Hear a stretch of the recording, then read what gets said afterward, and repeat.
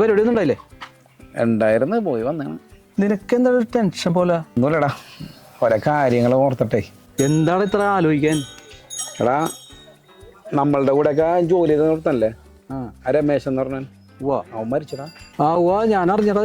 എടാ, അവന് രണ്ട് കൊച്ചു പിള്ളേരാണ്. അതോർത്തിട്ടാണ് ഭയങ്കര ടെൻഷൻ. ശരിയാണത്. എടാ, ഞാനിപ്പോൾ ആലോചിക്കണതേ, ഒരു 100-150 കൊല്ലം ജീവിക്കാൻ എന്താണ് വഴിയെന്നാണ്. അത് സിമ്പിളല്ലടാ. നമ്മുടെ ജീവിത രീതി എങ്ങനെയാണ് അതനുസരിച്ചാണ് അതിൻ്റെ ആ ഒരു ഇത് വന്നത്. അതിനെന്ത് ചെയ്യുമപ്പാ? എങ്കിലേ നിന്റെ ജീവിത രീതി ഞാൻ ചെക്ക് ചെയ്യട്ടെ. ചെക്ക് ചെയ്യാൻ നീ സിഗരറ്റ് വലിക്കോ? പോടപ്പനൊന്നും ഞാനൊന്നും വലിക്കൊന്നുമില്ല. നീ കള്ളു കുടിക്കോ? അങ്ങനെയാണെങ്കിൽ പിന്നെ കള്ള് ഞാൻ കുടിക്കാറും കൂടിയില്ല. കഞ്ചാവ്, മയക്കുമരുന്ന് അങ്ങനെ എന്തെങ്കിലും? ഒന്ന് പോയടപ്പനൊന്നും, ഇത് രണ്ടും ഞാൻ ഉപയോഗിക്കാറില്ല. പെണ്ണുങ്ങളുടെ കാര്യത്തിൽ എങ്ങനെയാണ് നീ?